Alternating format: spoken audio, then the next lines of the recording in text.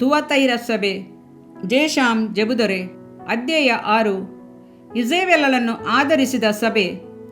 ಪ್ರಕಟಣೆ 2:18-29. 18. ತುವತೈರ ಸಭೆಯ ದೂತನಿಗೆ ನೀನು ಬರೆಯಬೇಕಾದದು ಏನೆಂದರೆ, ಅಗ್ನಿಜ್ವಾಲೆಯ ಹಾಗಿರುವ ಕಣ್ಣುಗಳು, ತಾಮ್ರದಂತಿರುವ ಪಾದಗಳು ಇರುವ ದೇವಕುಮಾರನು ಹೇಳುವುದೇನೆಂದರೆ, ನಿನ್ನ ಕಾರ್ಯಗಳನ್ನು, ನಿನ್ನ ಪ್ರೀತಿಯನ್ನು, ನಂಬಿಕೆಯನ್ನು, ಪರೋಪಕಾರವನ್ನು, ತಾಳ್ಮೆಯನ್ನು ಬಲ್ಲೆನು. ಇದಲ್ಲದೆ ನಿನ್ನ ಅಂತಿಮ ಕಾರ್ಯಗಳು ನಿನ್ನ ಪ್ರಥಮ ಕಾರ್ಯಗಳಿಗಿಂತ ಹೆಚ್ಚಾದವುಗಳೆಂದು ಬಲ್ಲೆನು. ಆದರೆ ನಿನ್ನ ಮೇಲೆ ಒಂದು ತಪ್ಪು ಹೊರಿಸಬೇಕಾಗುತ್ತದೆ. ಇಜೆಬೆಲ್ ಎಂಬ ಆ ಹೆಂಗಸು ತನ್ನನ್ನು ಪ್ರವಾದಿನಿ ಎಂದು ಹೇಳಿಕೊಂಡು ಜಾರತ್ವ ಮಾಡಬಹುದೆಂದು, ವಿಗ್ರಹಗಳಿಗೆ ನೈವೇದ್ಯ ಮಾಡಿದ ಪದಾರ್ಥಗಳನ್ನು ತಿನ್ನಬಹುದೆಂದು ನನ್ನ ದಾಸರಿಗೆ ಬೋಧಿಸುತ್ತಿರುವಾಗ ನೀನು ಅವಳನ್ನು ತಡೆಯದೆ ಬಿಟ್ಟಿರುವುದೇ? ದೇವರ ಕಡೆಗೆ ತಿರುಗಿಕೊಳ್ಳಲು ಅವಳಿಗೆ ಸಮಯವನ್ನು ಕೊಟ್ಟೆನು. ಆದರೆ ದೇವರ ಕಡೆಗೆ ತಿರುಗಿಕೊಂಡು ತನ್ನ ಜಾರತ್ವವನ್ನು ಬಿಟ್ಟು ಬಿಡಲು ಅವಳಿಗೆ ಮನಸ್ಸಿಲ್ಲ.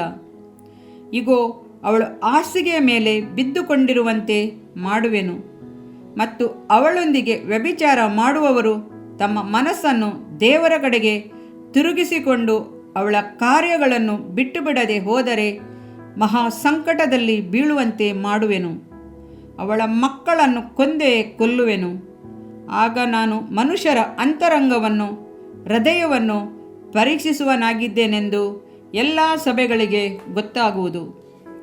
ಆದರೆ ತುವತೈರದಲ್ಲಿರುವ ಉಳಿದವರಿಗೆ, ಅಂದರೆ ಅಗಾಧ ಬೋಧೆಯೆಂದು ಹೇಳಿಸಿಕೊಂಡಿರುವ ಸೈತಾನನಿಂದ ಪ್ರೇರಿತವಾದ ದುರ್ಬೋಧನೆಯನ್ನು ನಿಮ್ಮಲ್ಲಿ ಯಾರ್ಯಾರು ತಿಳಿಯದೆಯೂ ಅವಲಂಬಿಸದೆಯೂ ಇರುತ್ತಾರೋ ಅವರಿಗೆ ಹೇಳುವುದೇನೆಂದರೆ, ನಿಮಗಿರುವುದನ್ನು ನಾನು ಬರುವ ತನಕ ಗಟ್ಟಿಯಾಗಿ ಹಿಡಿದುಕೊಂಡಿರಬೇಕೆಂಬ ಅಪ್ಪಣೆಯನ್ನೇ ಹೊರತು ಮತ್ತೊಂದು ಭಾರವನ್ನು ನಿಮ್ಮ ಮೇಲೆ ಹಾಕುವುದಿಲ್ಲ. ಯಾವನು ಜಯಶಾಲಿಯಾಗಿದ್ದು ನನಗೆ ಮೆಚ್ಚಿಕೆಯಾದ ಕಾರ್ಯಗಳನ್ನು ಕಡೆಯವರೆಗೂ ನಡೆಸುತ್ತಾನೋ ಜನಾಂಗಗಳ ಮೇಲೆ ಅಧಿಕಾರ ಕೊಡುವೆನು. ಅವನು ಕಬ್ಬಿಣದ ಕೋಲಿನಿಂದ ಅವರನ್ನು ಆಳುವಾಗ ಮಣ್ಣಿನ ಮಡಿಕೆಗಳು ಮುರಿಯುವಂತೆ ಅವರ ಬಲ ಮುರಿಯುವುದು. ಇದಲ್ಲದೆ ಉದಯ ಸೂಚಕ ನಕ್ಷತ್ರವನ್ನು ಅವನಿಗೆ ಕೊಡುವೆನು. ದೇವರ ಆತ್ಮನು ಸಭೆಗಳಿಗೆ ಹೇಳುವುದನ್ನು ಕಿವಿಯುಳ್ಳವನು ಕೇಳಲಿ. ಕಟ್ಟುವಿಕೆ. ತುವತೈರ ನಗರವು ಎಫೆಸ, ಸ್ಮುರ್ನ ಪಟ್ಟಣಗಳಂತೆ ಒಂದು ಮುಖ್ಯ ಪಟ್ಟಣವಲ್ಲ. ಇದು ಒಂದು ಚಿಕ್ಕ ಪಟ್ಟಣವಾಗಿತ್ತು. 2 ಹಳ್ಳಗಳ ನಡುವೆ ಈ ಪಟ್ಟಣವಿತ್ತು. ಕ್ರಿಸ್ತಪೂರ್ವ 301-281 ನಡುವೆ ಈ ತುವತೈರ ಪಟ್ಟಣವನ್ನು ಸೆಲ್ಯೂಕಸ್ ಎಂಬ ಮನುಷ್ಯನು ಮೆಸೆಡೋನಿಯಾದಂತೆ ಕಟ್ಟಿದನು.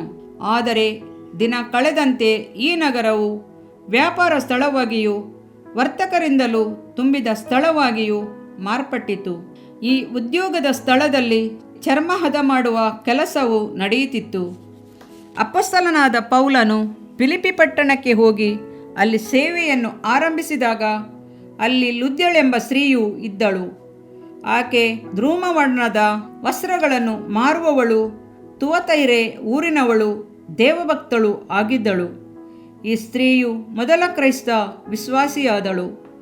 ಅಪೊಸ್ತಲರ ಕೃತ್ಯ 16:14. ಕ್ರಿಸ್ತ 1ನೇ ಶತಮಾನದ ಕೊನೆಯ ದಿನಗಳಲ್ಲಿ ತುವತೈರ ಪಟ್ಟಣದಲ್ಲಿ ಒಂದು ಕ್ರೈಸ್ತ ಸಭೆಯಿತ್ತು.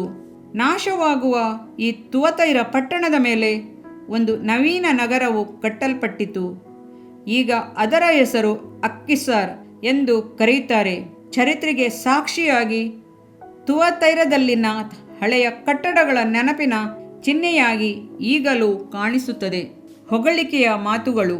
ಈ ತುವತೈರ ಸಭೆಯು ಒಂದು ವಿಶೇಷವಾದ ಸಭೆಯಾಗಿ ಕಾಣುತ್ತದೆ. ಈ ಸಭೆಯಲ್ಲಿ ಪ್ರೀತಿ, ನಂಬಿಕೆ, ಸೇವೆ, ತಾಳ್ಮೆ, ಒಳ್ಳೆಯ ಕ್ರಿಯೆಗಳು ಎಲ್ಲವೂ ಇತ್ತು. ಯೇಸು ಇವರನ್ನು ಹೊಗಳಿದನು. ಇಷ್ಟು ಒಳ್ಳೆಯ ಕಾರ್ಯಗಳು ಆ ಸಭೆಯಲ್ಲಿದ್ದುದರಿಂದ ತುವತೈರ ಕ್ರೈಸ್ತರಿಗೆ ಸಹಾಯಕವಾಗಿತ್ತು. ದೀಪದ ಬೆಳಕು ಚೆನ್ನಾಗಿ ಉರಿಯಬೇಕಾದರೆ ಪರಲೋಕದಲ್ಲಿರುವ ಯೇಸುಕ್ರಿಸ್ತನ ಸಹಾಯ ಅಗತ್ಯವಾಗಿ ಬೇಕೇ ಬೇಕು. ಗದರಿಕೆ.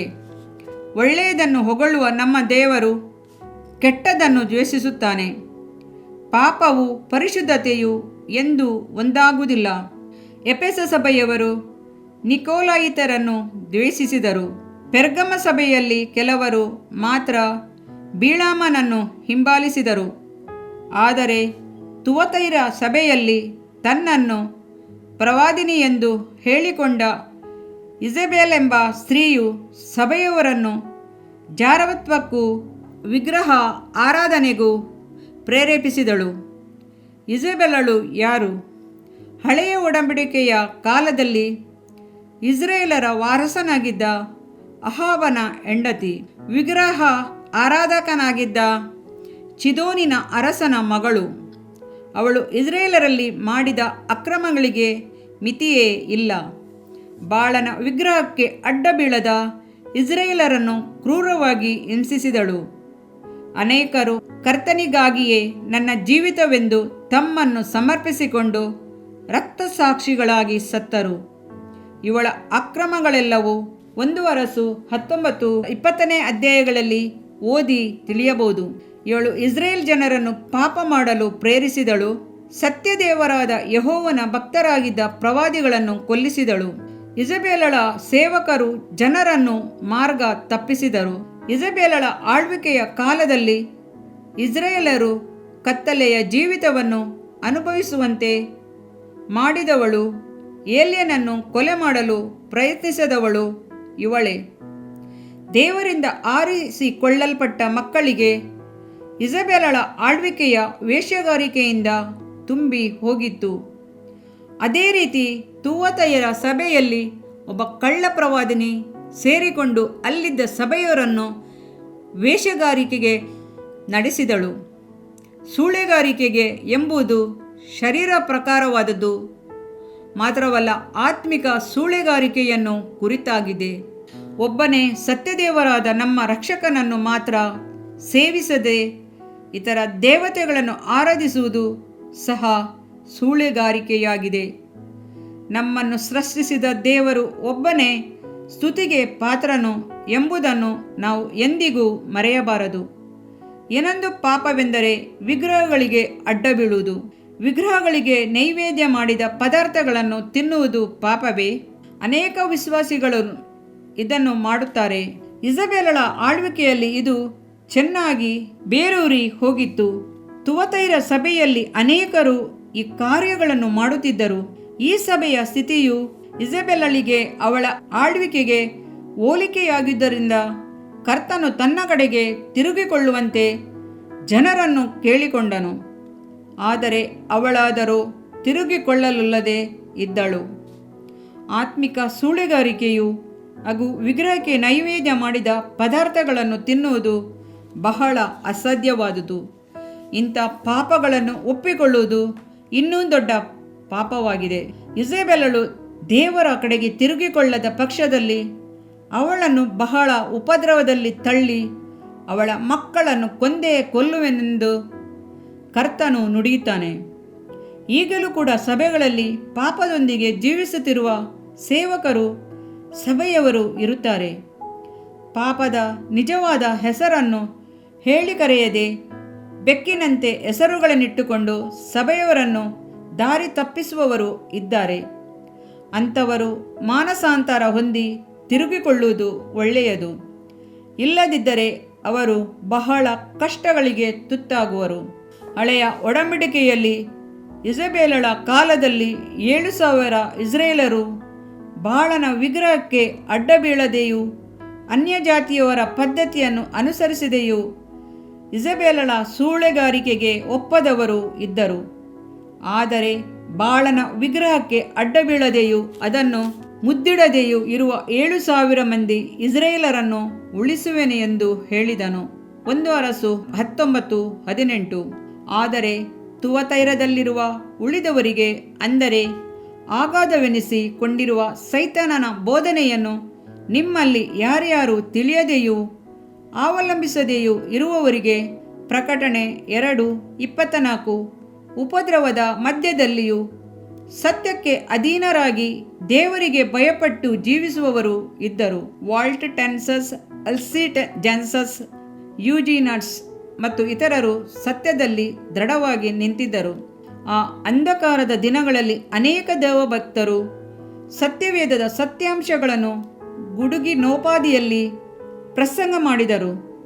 ಈ ವಿಶ್ವಾಸಿಗಳಿಗೆ ಯೇಸು ಕ್ರಿಸ್ತನು, ನಿಮ್ಮ ಮೇಲೆ ನಾನು ಇನ್ನೊಂದು ಭಾರವನ್ನು ಹೊರಿಸುವುದಿಲ್ಲ ಎಂದು ಆಧರಣೆಯ ವಾಗ್ದಾನವನ್ನು ಕೊಡುತ್ತಾನೆ. ನಿಮಗಿರುವುದನ್ನು ನಾನು ಬರುವವರೆಗೂ ಹಿಡಿದುಕೊಂಡಿರಿ ಅಂದನು.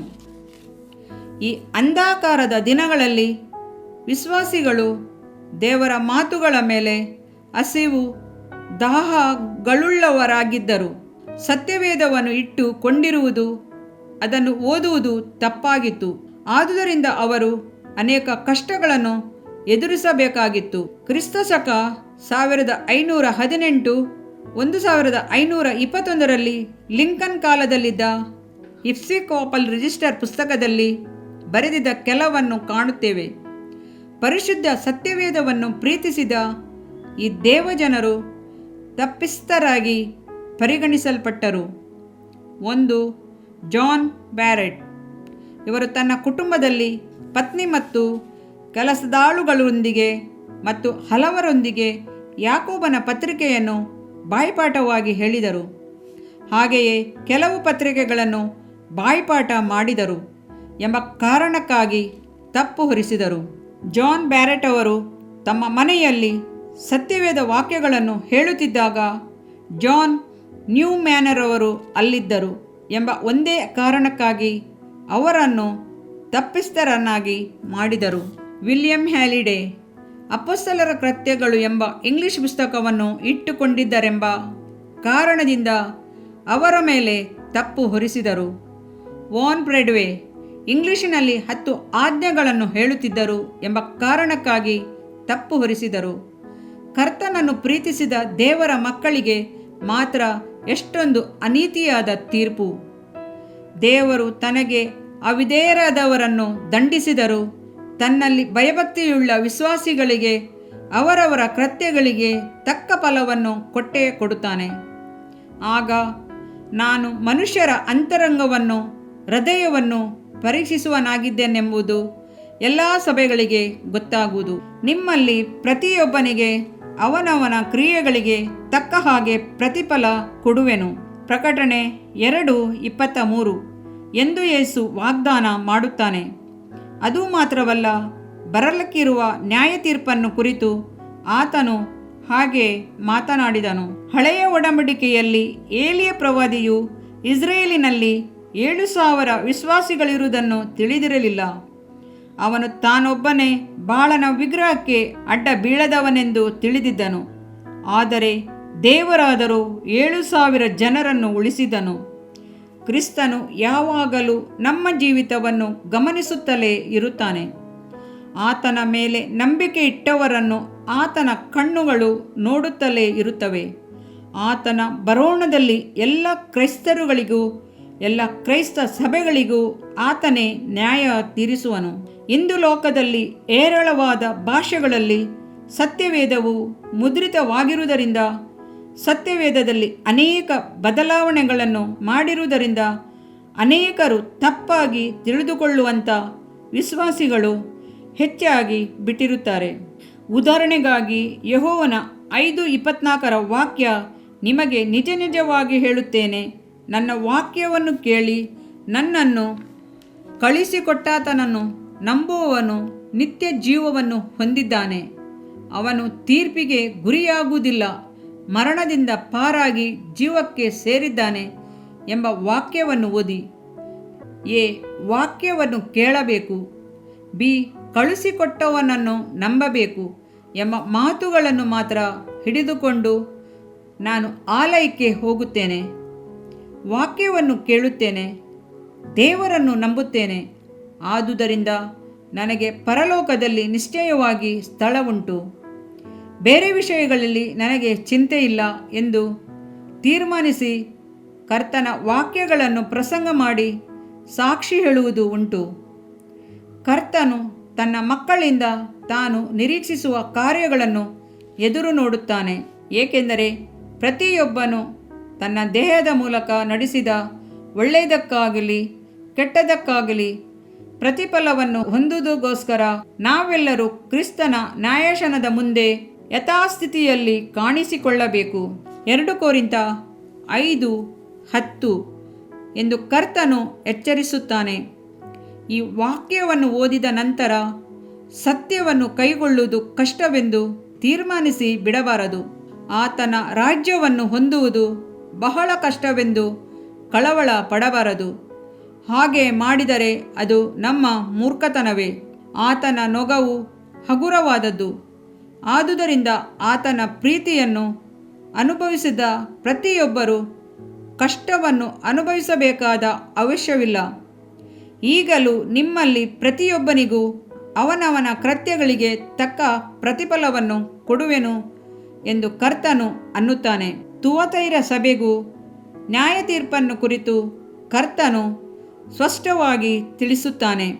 ನ್ಯಾಯ ತೀರ್ಪಿನ ಮೊದಲ ಕಾರ್ಯವು ಯೇಸುಕ್ರಿಸ್ತನು ಈ ಲೋಕಕ್ಕೆ ತಿರುಗಿ ಬರುವ ಮೊದಲು ನಡೆಯುವ ನ್ಯಾಯ ತೀರ್ಪಾಗಿದೆ. ಇದಕ್ಕೆ ಇನ್ವೆಸ್ಟಿಗೇಟಿವ್ ಜಡ್ಜ್ಮೆಂಟ್ ಎಂದು ಹೆಸರು. ಇದರಲ್ಲಿ ಎಲ್ಲ ಇಸ್ರಾಯೇಲರು ಸೇರುವರು. ನಿಜವಾದ ದೇವರನ್ನು ನಂಬುವವರು ಎಲ್ಲರಿಗೂ ಈ ನ್ಯಾಯ ತೀರ್ಪಿನಲ್ಲಿ ಪಾಲು ಉಂಟು. ಈ ಇನ್ವೆಸ್ಟಿಗೇಟಿವ್ ಜಡ್ಜ್ಮೆಂಟಿನ ಉದ್ದೇಶವೇನೆಂದರೆ, ನಿಜ ದೇವರಾದ ಕ್ರಿಸ್ತೇಸುವಿಗೆ ತಮ್ಮನ್ನು ಒಪ್ಪಿಸಿಕೊಟ್ಟವರಲ್ಲಿ ಯಾರ್ಯಾರು ತಮ್ಮ ವಿಶ್ವಾಸವನ್ನು ಕಾಪಾಡಿಕೊಂಡರೋ, ಯಾರ್ಯಾರು ತಮ್ಮ ನಂಬಿಕೆಯನ್ನು ಬಿಟ್ಟರೋ ಅವರನ್ನು ಈ ಜಗತ್ತಿಗೆ ಪ್ರಕಟಪಡಿಸುವುದೇ ಆಗಿದೆ. ಯೇಸುವೆ ಸಭೆಗಳನ್ನು ಕಟ್ಟುತ್ತಾನೆ, ಸಭೆಗಳಿಗೆ ನ್ಯಾಯ ತೀರಿಸುತ್ತಾನೆ. ಸತ್ಯವೇದದಲ್ಲಿ ನ್ಯಾಯ ತೀರ್ಪು ಎನ್ನುವುದು ಈಗ ನಡೆಯುತ್ತಿರುವ ಒಂದು ಸಂಭವ. ಕೊನೆಯದಾಗಿ ನಡೆಯಲಿಕ್ಕಿರುವ ಸಂಭವಗಳು ಆಗುತ್ತವೆ. ಏಕೆಂದರೆ ಎಫೆಸ ಸಭೆಯನ್ನು ಯೇಸು ಎಚ್ಚರಿಸುವಾಗ ನ್ಯಾಯ ತೀರ್ಪನ್ನು ಕುರಿತೇ ಮಾತನಾಡುತ್ತಾನೆ. ನೀನು ದೇವರ ಕಡೆಗೆ ತಿರುಗಿಕೊಳ್ಳದಿದ್ದರೆ ನಾನು ಬಂದು ನಿನ್ನ ದೀಪಸ್ತಂಭವನ್ನು ಅಲ್ಲಿಂದ ತೆಗೆದುಹಾಕುವೆನು. ಪ್ರಕಟಣೆ 2:5 ಎನ್ನುತ್ತಾನೆ. ತುವತೈರ ಸಭೆಗೂ ಹಾಗೆಯೇ ಹೇಳುತ್ತಾನೆ. ಫಲ ಎಂಥದೇ ಪರಿಸ್ಥಿತಿ ಇರಲಿ, ಯಾವುದೇ ಕಾರಣವಿರಲಿ, ಲೋಕದೊಂದಿಗೆ ಸೇರದೆ ತನ್ನನ್ನು ಸತ್ಯದಲ್ಲಿ ಕಾಪಾಡಿಕೊಳ್ಳುವವನಿಗೆ ಯೇಸು ವಿಶೇಷವಾದ ವಾಗ್ದಾನವನ್ನು ಮಾಡುತ್ತಾನೆ. ಈ ಲೋಕದ ಜೀವಿತಕ್ಕಿಂತಲೂ ಒಂದು ವಿಶೇಷವಾದ ಜೀವಿತವನ್ನು ನಾನು ನಿಮಗೆ ಕೊಡುವೆನು. ಅದು ಪರಲೋಕದ ಉನ್ನತವಾದ ಜೀವಿತ. ಪರಲೋಕದ ಶಕ್ತಿ, ಮಹಿಮೆ ಎಲ್ಲವನ್ನು ಕೊಡುತ್ತೇನೆ ಅಂದನು. ಜಯ ಹೊಂದಿ ಯುಗದ ಅಂತ್ಯದವರೆಗೂ ನನ್ನ ಆಜ್ಞೆಗಳನ್ನು ಕೈಕೊಂಡು ನಡೆಯುವವನಿಗೆ ನಾನು ಹೊಂದಿದ ಅಧಿಕಾರದಲ್ಲಿ ಪಾಲನ್ನು ಕೊಡುವೆನು. ಅವನು ಕಬ್ಬಿಣದ ಕೋಲಿನಿಂದ ರಾಜ್ಯವನ್ನು ಆಳುವನು. ಆದಿಕಾಲದಲ್ಲಿ ಕುರುಬರು ಕಬ್ಬಿಣದ ಕೋಲನ್ನು ಉಪಯೋಗಿಸುತ್ತಿದ್ದರು. ಆ ಕೋಲು ಕುರಿಗಳನ್ನು ಹೊಡೆಯುವುದಕ್ಕಾಗಿ ಅಲ್ಲ, ಕುರಿಗಳನ್ನು ರಕ್ಷಿಸುವುದಕ್ಕಾಗಿ. ಆಕ್ರಮಗಾರರನ್ನು ನಾಶಪಡಿಸುವಾಗ ವಿಶ್ವಾಸಿಗಳು ನಿತ್ಯ ಕಾಲದಲ್ಲಿಯೂ ಸೋಲುಗಳಿಲ್ಲದೆ ಜೀವಿಸುವರು. ಅವರನ್ನು ಯಾರೂ ಭಯಪಡಿಸುವುದೋ ಉಪದ್ರವಪಡಿಸುವುದೋ ಆಗದು. ಉದಯ ಸೂಚಕ ನಕ್ಷತ್ರವಾಗಿದ್ದಾನೆ ಎಂದು ಯೇಸು ಪ್ರಕಟಣೆ 22:16 ತನ್ನನ್ನು ಕುರಿತು ಹೇಳಿದ್ದಾನೆ. ಹಾಗೆಯೇ ಜಯ ಹೊಂದುವ ದೇವರ ಮಕ್ಕಳಿಗೂ ಕೊಡುವನಾಗಿರುತ್ತಾನೆ. ಹಾಗೆಯೇ ನಾನು ರಾಜಾದಿರಾಜನು ಕರ್ತರ ಕರ್ತನೂ ಆಗಿದ್ದೇನೆ ಎನ್ನುತ್ತಾನೆ. ಪ್ರಕಟಣೆ 19:16 ರಾಜಾದಿರಾಜನು ನಮ್ಮ ಸ್ನೇಹಿತನಾಗಿಯೂ ಯಜಮಾನನಾಗಿಯೂ ಸಹೋದರನಾಗಿಯೂ ಇದ್ದಾನೆ. ಲೂಕ 12:37 ಲೋಕದೊಂದಿಗೂ ಪಾಪದೊಂದಿಗೂ ಬೆರೆಯುವಂಥ ಶೋಧನೆಗಳು ನಮ್ಮ ಮೇಲೆ ಬರುವಾಗ ನಾವು ಸತ್ಯವಂತರಾಗಿಯೂ ನೀತಿವಂತರಾಗಿಯೂ ಇರುವುದು ಅವಶ್ಯ. ನನ್ನನ್ನು ಸ್ವಾಮಿ ಸ್ವಾಮಿ ಅನ್ನುವರೆಲ್ಲರೂ ಪರಲೋಕ ರಾಜ್ಯದಲ್ಲಿ ಸೇರುವರೆಂದು ನೆನೆಸಬೇಡಿರಿ. ಪರಲೋಕದಲ್ಲಿರುವ ನನ್ನ ತಂದೆಯ ಚಿತ್ತದಂತೆ ನಡೆಯುವವನೇ ಪರಲೋಕ ರಾಜ್ಯಕ್ಕೆ ಸೇರುವನು. ಮತ್ತಾಯ 7:21 ಎಂದು ಕರ್ತನು ಅನ್ನುತ್ತಾನೆ. ತುವತೈರ ಸಭೆಯು ನಮಗೆ ಒಂದು ಒಳ್ಳೆಯ ಪಾಠವನ್ನು ಕಲಿಸುತ್ತದೆ. ತುವತೈರ ಸಭೆಯು ಕ್ರಿಸ್ತಶಕ 538ರಲ್ಲಿ ಆರಂಭವಾಯಿತು. ಅದಾದ ನಂತರ ಸಭೆಯಲ್ಲಿ ಎಷ್ಟೊಂದು ಬದಲಾವಣೆಗಳು. ಸುಳ್ಳು ಬೋಧಕರು ಸಭೆಗಳಲ್ಲಿ ಹೊಕ್ಕು ಸುಳ್ಳು ಬೋಧನೆಗಳನ್ನು ಮಾಡಿ ಸಭೆಯವರನ್ನು ದಾರಿ ತಪ್ಪಿಸುವಾಗ ಅವರು ಸತ್ಯ ಬೋಧನೆ ನಂಬದವರಾದರು. ದೇವರ ಸತ್ಯ ಬೋಧನೆಗಳು ಮನುಷ್ಯನ ಯೋಚನೆಗಳಂತೆ ಮಾರ್ಪಟ್ಟವು. ಇದರಿಂದಾಗಿ ಅನೇಕ ಕ್ರೈಸ್ತರುಗಳು ತಮ್ಮ ಜೀವಿತದಲ್ಲಿ ಸರ್ವಸಾಧಾರಣವಾಗಿ ಇದನ್ನೇ ಕೈಕೊಂಡರು. ಕ್ರೈಸ್ತ ಸಭೆಗಳಲ್ಲಿ ಉಂಟಾದ ಬದಲಾವಣೆಗಳು ಯಾವುದೆಂಬುದನ್ನು ಪ್ರತಿಯೊಬ್ಬ ವಿಶ್ವಾಸಿಗಳು ಸತ್ಯವೇದವನ್ನು, ಕ್ರೈಸ್ತ ಚರಿತ್ರೆಗಳನ್ನು ಪರೀಕ್ಷಿಸಿ ಪ್ರಾರ್ಥಿಸಿ ಪವಿತ್ರಾತ್ಮನ ಸಹಾಯದಿಂದ ತಿಳಿದುಕೊಂಡು ಸರಿಪಡಿಸಿಕೊಳ್ಳಬೇಕು. ತೂವತೈರ ಸಭೆಯ ಸ್ಥಿತಿಯು ಈಗಲೂ ನಮ್ಮ ಸಭೆಗಳಲ್ಲಿ ಕಾಣಬರುತ್ತದೆ. ಅರಸನಾದ ಅಹಾಬನು ಎಂಥ ಭಯಂಕರ ಪಾಪದಲ್ಲಿ ಬಿದ್ದನು. ಅಹಾಬನು ಅನ್ಯ ಸ್ತ್ರೀಯನ್ನು ಮದುವೆ ಮಾಡಿಕೊಂಡಿದ್ದರಿಂದ ದೇವರಿಗೆ ವಿರೋಧವಾಗಿ ಒಂದರ ಮೇಲೆ ಒಂದರಂತೆ ಪಾಪವನ್ನು ಮಾಡಿ ಕರ್ತನಿಂದ ದೂರವಾದನು. ಇದು ದೇವರ ಮಕ್ಕಳಿಗೆ ಒಂದು ಎಚ್ಚರಿಕೆ.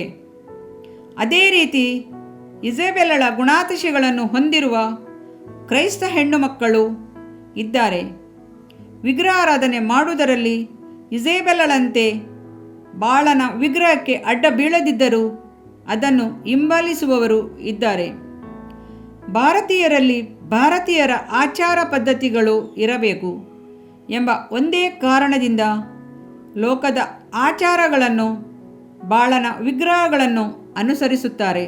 ಲೋಕದ ಆಕರ್ಷಣೆಗೆ ಒಳಗಾಗುತ್ತಾರೆ. ಲೋಕದ ಆಚಾರ ವಿಚಾರಗಳನ್ನು ಸರಿಯಾಗಿ ತಿಳಿಯದವರಾಗಿ ಲೋಕದೊಂದಿಗೆ ಇಜ್ಜಡಾಗುತ್ತಾರೆ. ಏನೂ ತಿಳಿಯದ ದೇವರ ಮಕ್ಕಳು ಮಾಂಸ ಕಡಿಯುವವರ ಹಿಂದೆ ಹೋಗುವ ಕುರಿಗಳಂತೆ ಅಂತ್ಯಕ್ರಿಸ್ತನ ಹಿಂದೆ ಹೋಗುತ್ತಾರೆ. ಆತ್ಮಿಕ ಜೀವಿತದಲ್ಲಿ ಬೀಳುವಿಕೆಯ ಮೊದಲ ಹೆಜ್ಜೆ ಎಂದರೆ ಅದು ಅನ್ಯ ಜನರೊಂದಿಗೆ ಇಜ್ಜಡಾಗುವುದು. ಅನ್ಯ ಜನರೊಂದಿಗೆ ಬೆರೆಯುವುದೆಂದರೆ ದೇವರಿಂದ ದೂರವಾಗುವುದು. ನಂತರ ಸೈತಾನನನು ಜೀವಿತದ ಮೇಲೆ ತನ್ನ ಆಳ್ವಿಕೆ ನಡೆಸುವನು. ಆದರೆ ದೇವರಿಗಾಗಿ ತಮ್ಮನ್ನು ಸಮರ್ಪಿಸಿಕೊಂಡು ಜೀವಿಸುವ ಮಕ್ಕಳನ್ನು ಕಂಡರೆ ಸೈತಾನನು ನಡುಗುತ್ತಾನೆ. ದೃಢವಾಗಿ ನಿಲ್ಲು. ಇಸ್ರೇಲನಾದ ನಾಬೋತನಿಗೆ ಇಸ್ರೇಲಿನಲ್ಲಿ ಸಮಾರ್ಯದ ಅರಸನಾದ ಅಹಾಬನ ಅರಮನೆಯ ಪಕ್ಕದಲ್ಲಿ ಒಂದು ದ್ರಾಕ್ಷೆ ತೋಟವಿತ್ತು. ಅಹಾಬನು ನಾಬೋತನೊಂದಿಗೆ ಮಾತನಾಡಿ, ನಿನ್ನ ದ್ರಾಕ್ಷೆ ತೋಟವು ನನ್ನ ಅರಮನೆಯ ಪಕ್ಕದಲ್ಲಿಯೇ ಇದೆ. ನಾನು ಅಲ್ಲಿ ತರಕಾರಿ ಸೊಪ್ಪುಗಳನ್ನು ಬೆಳೆಸಿಕೊಳ್ಳುತ್ತೇನೆ. ನನಗೆ ಆ ತೋಟವನ್ನು ಕೊಡು ಅಂದನು. ಅದಕ್ಕೆ ಬದಲಾಗಿ ಇನ್ನೂ ಚಂದವಾದ ತೋಟವನ್ನು ನಾನು ನಿನಗೆ ಕೊಡುತ್ತೇನೆ ಅಂದನು. ಇಲ್ಲದಿದ್ದರೆ ಅದಕ್ಕೆ ಬದಲಾಗಿ ಹಣವನ್ನು ಕೊಡುತ್ತೇನೆ ಅಂದನು. ನಾಬೋತನು ಅಹಾಬನನ್ನು ನೋಡಿ, ನನ್ನ ಪಿತ್ರಾರ್ಜಿತ ಸೊತ್ತನ್ನು ನಿನಗೆ ಕೊಡದಿರುವ ಹಾಗೆ ಕರ್ತನು ನನ್ನನ್ನು ತಡೆಯಲಿ ಅಂದನು.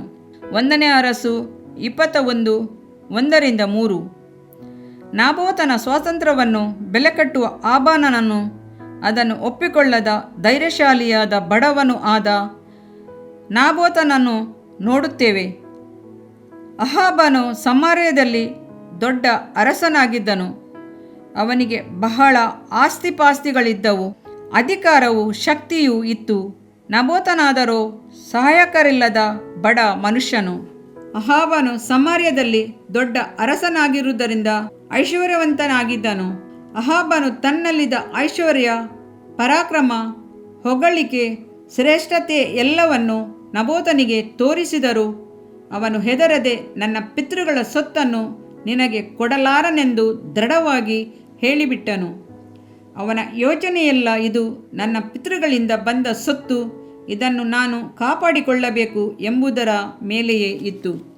ಈ ಲೋಕದ ಅಧಿಪತಿಯು ನಮ್ಮ ಬಳಿ ಬಂದು ನಮ್ಮ ಆತ್ಮಿಕ ಆಶೀರ್ವಾದಗಳಿಗೆ ಸಮಾನನಾದ ಶ್ರೇಷ್ಠತೆಯನ್ನು ಮರೆಮಾಡಿ ಲೋಕದ ಐಶ್ವರ್ಯಗಳನ್ನು, ನಾಗರಿಕತೆಗಳನ್ನು, ಆಚಾರ ವಿಚಾರಗಳನ್ನು, ಆಕರ್ಷಣೆಗಳನ್ನು ತೋರಿಸಿ ನಾವು ದೇವರಿಂದ ದೂರವಾಗಿದ್ದೇವೆ ಎಂಬುದನ್ನು ಗ್ರಹಿಸಿದ ಹಾಗೆ ನಮ್ಮನ್ನು ದಿಕ್ಕು ತಪ್ಪಿಸುತ್ತಾನೆ.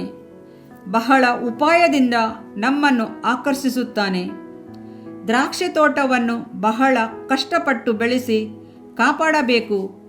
ಕಣ್ಣಿನ ಮೇಲೆ ಕಣ್ಣಿಟ್ಟು ಬೆಳೆಸಬೇಕು, ನೋಡಿಕೊಳ್ಳಬೇಕು. ನೀರು ಹಾಯಿಸಿ ಕಳೆಗಳನ್ನು ಕಿತ್ತು ಕೊಂಬೆ ಬಳ್ಳಿಗಳನ್ನು ಬೆಳೆಸಲು ಬಹಳ ಕಷ್ಟಪಡಬೇಕು. ಕಷ್ಟಪಟ್ಟರೆ ಮಾತ್ರ ದ್ರಾಕ್ಷಿ ಬಳ್ಳಿಗಳು ಚೆನ್ನಾಗಿ ಫಲ ಬಿಡುತ್ತವೆ. ಸೊಪ್ಪು ತರಕಾರಿಗಳಾದರೆ ಹಾಗಲ್ಲ.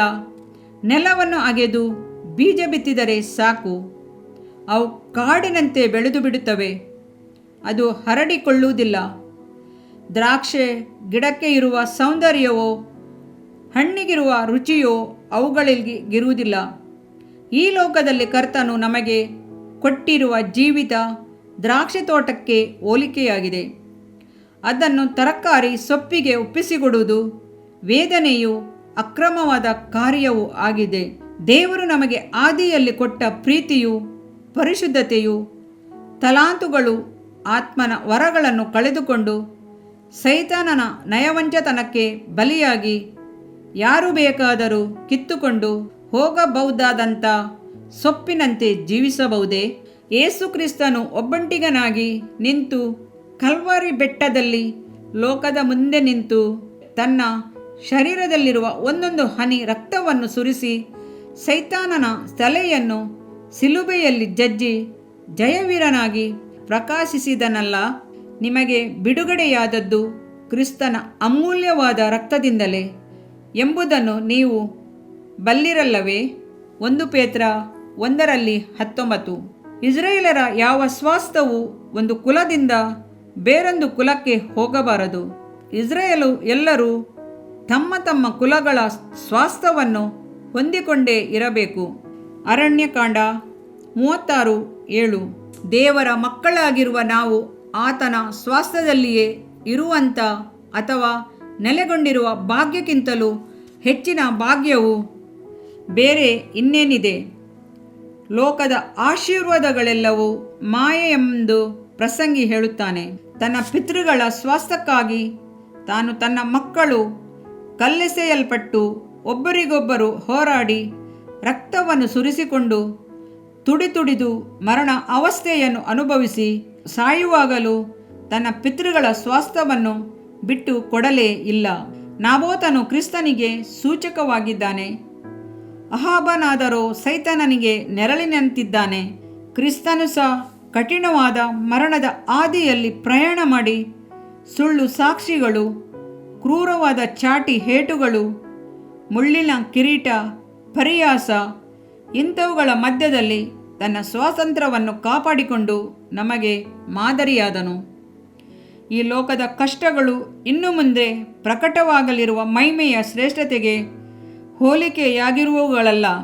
ನಂಬಿಕೆ ದ್ರೋಹದ ಕಾಲದಲ್ಲಿ ನಾವು ಜೀವಿಸಿದ್ದಾಗಿಯೂ ನಾವು ನಂಬಿಕೆಯನ್ನು ಮಾರಾಟ ಮಾಡದೆ ಕಾಪಾಡಿಕೊಂಡು ಬದುಕಬೇಕು. ಪವಿತ್ರಾತ್ಮನು ಸಹಾಯ ಮಾಡುತ್ತಾನೆ. ಭಯಪಡಬೇಡ. ಯಾವ ಕಾರಣಕ್ಕಾಗಿಯೂ ಲೋಕದವರೊಂದಿಗೆ ಹೊಂದಿಕೊಳ್ಳದೆ ದೃಢವಾಗಿ ನಿಲ್ಲು. ನಿಮಗಿರುವುದನ್ನು ನಾನು ಬರುವ ತನಕ ಬಿಗಿಯಾಗಿ ಹಿಡಿದುಕೊಳ್ಳಿರಿ, ಕಾಪಾಡಿಕೊಳ್ಳಿರಿ. ಪ್ರಕಟಣೆ 2:25. ಯೋಚನೆಗಳು ಅರಳಲಿ. ತುವತೈರವು ಇಜೆಬೆಲಳ ಕೆಟ್ಟ ಕಾರ್ಯಗಳಿಂದ ತುಂಬಿ ಸೂಳೆಗಾರಿಕೆಯಿಂದ ಕೆಟ್ಟು ಹೋಯಿತು. ಆತ್ಮಿಕ ವೇಶ್ಯೆಗಾರಿಕೆಯು ನಮ್ಮನ್ನು ದೇವರಿಂದ ದೂರ ಮಾಡುತ್ತದೆ. ಆ ಸಭೆಯಲ್ಲಿಯೂ ಸೈತಾನನಿಗೆ ಅಧೀನರಾಗದ ಉತ್ತಮ ವಿಶ್ವಾಸಿಗಳಿದ್ದರು.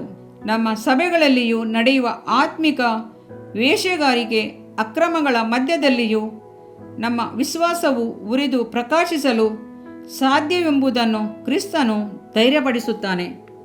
ಇದರಿಂದ ನಿನ್ನ ದೇಹಕ್ಕೆ ಆರೋಗ್ಯವು, ಎಲುಬುಗಳಿಗೆ ಸಾರವು ಉಂಟಾಗುವವು.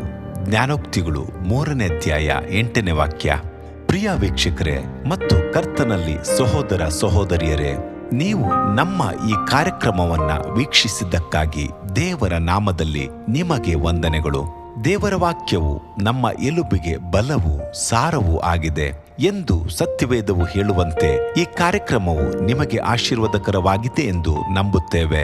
ಪ್ರಿಯ ವೀಕ್ಷಕರೇ, ನಮ್ಮ ಈ ಸೇವೆಗಾಗಿ ಪ್ರಾರ್ಥಿಸಿರಿ ಮತ್ತು ಎಲ್ಲಾ ಕಾರ್ಯಕ್ರಮಗಳನ್ನ ಇತರರೊಂದಿಗೆ ಶೇರ್ ಮಾಡಿರಿ. ಅದೇ ರೀತಿಯಾಗಿ ನಮ್ಮ ಈ ಯೂಟ್ಯೂಬ್ ಚಾನೆಲ್ ಅನ್ನು ಸಬ್ಸ್ಕ್ರೈಬ್ ಮಾಡಿರಿ ಹಾಗೂ ಲೈಕ್ ಮಾಡಿ. ನಿಮ್ಮ ಅನಿಸಿಕೆಗಳನ್ನು ಕಮೆಂಟ್ ಬಾಕ್ಸ್ನಲ್ಲಿ ನಮಗೆ ತಿಳಿಯಪಡಿಸಿ. ನಮ್ಮ ಸಂಖ್ಯೆ 7022104605. ಈ ಸಂಖ್ಯೆಗೆ ಕರೆ ಮಾಡಿರಿ. ಒಬ್ಬ ಪಾಪಿಯ ಪ್ರಾರ್ಥನೆ. ಯೇಸುವನ್ನು ರಕ್ಷಕನಾಗಿ ಅಂಗೀಕರಿಸಲು ಮಾಡಬೇಕಾದ ಪ್ರಾರ್ಥನೆ.